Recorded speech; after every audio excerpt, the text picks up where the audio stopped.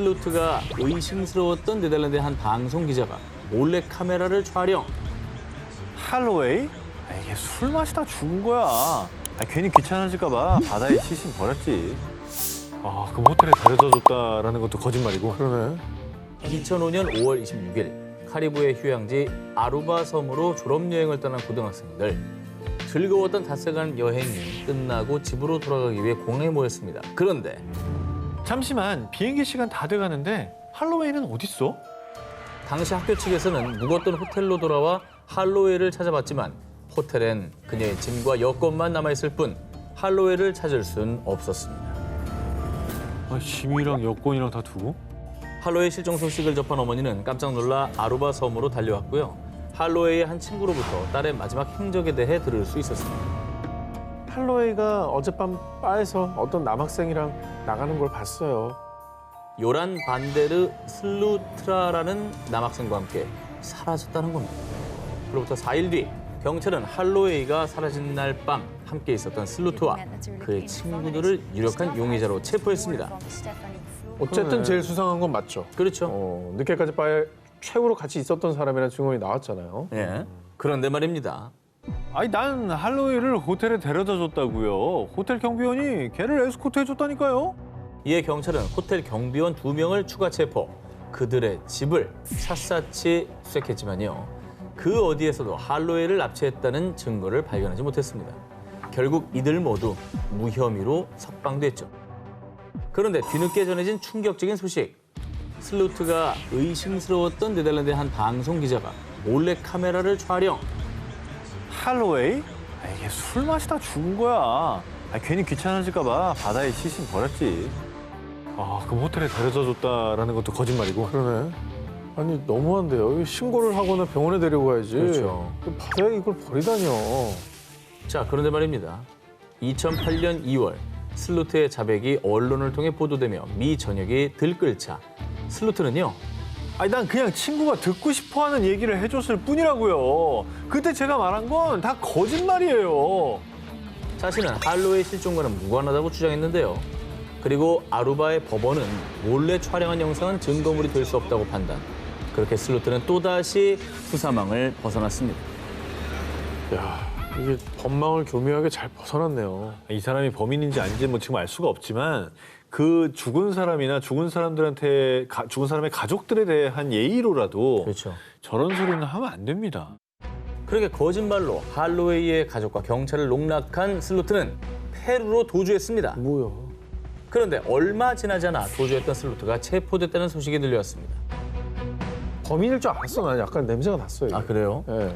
그런데 말입니다. 슬루트는 할로웨이 사건으로 체포가 된 것이 아니라 페루의 한 호텔에 머물던 다른 여성을 살해한 혐의로 체포된 것이었습니다. 결국 그는 이 사건으로 징역 28년을 선고받았습니다. 지금 이 범행을 저지른 것만 봐도 네, 심증은 확실한데. 도대체 그날 밤 할로웨이에게는 무슨 일이 있었던 걸까요? 수많은 항공기와 선박이 사라지는 미스테리 트라이앵글, 버뮤다 삼각지대. 그런데 미국 동북부 버몬트주에 일명 육지의 버뮤다 삼각지대가 존재한다고 합니다. 바로 버몬트주 베닝턴에 있는 글래스텐베리 산을 중심으로 우드포드, 샤프트베리, 서머셋 지역을 포함하는 삼각지대, 베닝턴 삼각지대입니다. 근데 저 삼각형의 지대 안에서 실종 사건이 그러면 계속 나오는 건가요? 그렇습니다. 이 공포의 베닝턴 삼각지대, 미스테리한 연쇄 실종 사건은 76년 전부터 시작됐습니다.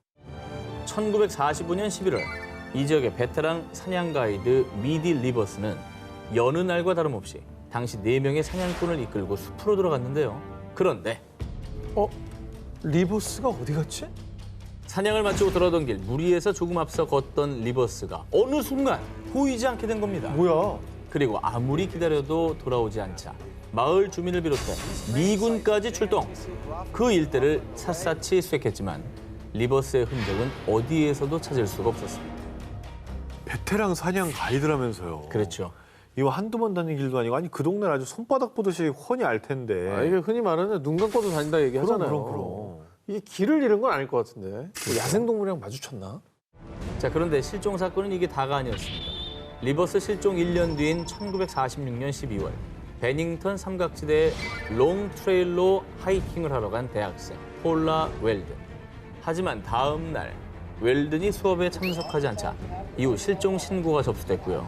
갑자기 사라진 웰든을 찾기 위해 대규모 수색대가 투입됐는데요. 하이킹을 하러 갈 당시 웰든은 눈에 띄는 빨간색 옷을 입고 있어서 그녀를 봤다는 목격자들도 많았지만요. 그녀 역시 어떤 흔적도 발견되지가 않았죠. 목격자는 많은데 흔적이 하나도 없다라는 게 공통된 거잖아요. 마지막 포인트를 못 봤다는 겁니다. 진짜 이상하다. 이상하다 진짜. 자, 게다가 과학적으로 도저히 설명할 수 없는 실종도 발생했습니다. 1949년 12월 세인트 알반스에서 베닝턴으로 향하는 버스에 탄 제임스 테드포드. 당시 버스 승객들의 증언에 따르면요. 그 남자 분명히 마지막 정거장에서도 계속 앉아 있었어요. 하지만 버스가 베닝턴에 도착했을 때 그가 사라졌다는 겁니다.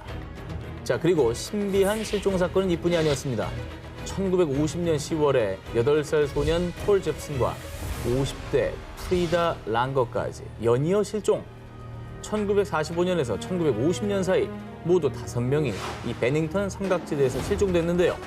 실종 약 7개월 뒤 시신으로 발견된 프리다 랑거를 제외하고는 그 누구의 흔적도 찾을 수 없었습니다.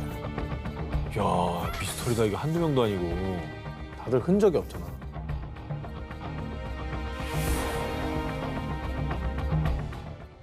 (1990년 8월) 일본 한 가정집에 한 통의 전화가 걸렸는데요. 크로, 너무 분해. 혹시 너 사요코니? 지금 어디니? 자, 그런데 전화를 받은 엄마는 소스라치게 놀랄 수밖에 없었습니다. 그 이유, 의문의 전화를 건 사람이 4개월 전 실종된 딸 미나미노 사요코였기 때문입니다. 야, 4개월 만에 실종된 딸과 연락이 닿은 거네요. 실종 딸이 전화를 한 거예요. 그렇습니다. 엄마 얼마나 놀랐을까? 찾았겠네. 안타깝게도 이 전화를 마지막으로 그녀는 또다시 행방이 묘연해졌는데요. 자, 사요코에게 무슨 일이 있었는지 그녀가 실종되기 전 약 4개월 전으로 거슬러 올라가 보겠습니다. 당시 세계 일주 중이던 사요코는 1990년 3월 말 네팔에 입국. 그런데 히말라야에서 한 달 정도 트레킹을 할 거예요. 4월 3일 카트만두에서 보낸 편지를 끝으로 사요코는 연락 두절되며 실종. 가족들은 사요코를 찾기 위해 네팔로 향했고요. 자, 일본 대사관과 네팔 경찰의 수사 끝에 안나푸르나 인근 도시 포카라의 한 호텔에서 사요코의 흔적을 발견했습니다.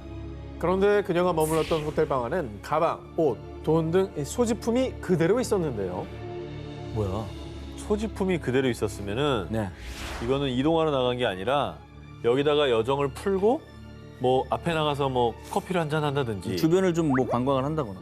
그리고 만약 등산 중 사고사를 당했거나 금전을 목적으로 한 범죄였다면 돈과 소지품이 그대로 있을 리 없었을 겁니다. 그렇죠, 그렇죠. 당시 수색에 나섰던 네팔 경찰은 어떤 사건에 휘말린 것인지 사고인지 판단조차 할 수 없습니다. 라고 발표. 그리고 4개월 뒤 그렇게 사요코에게서 전화가 걸려왔지만 분하다는 말만 남기고 끊어진 전화. 그 전화가 어디에서 걸려온 건지 아무것도 알아낼 수 없었습니다.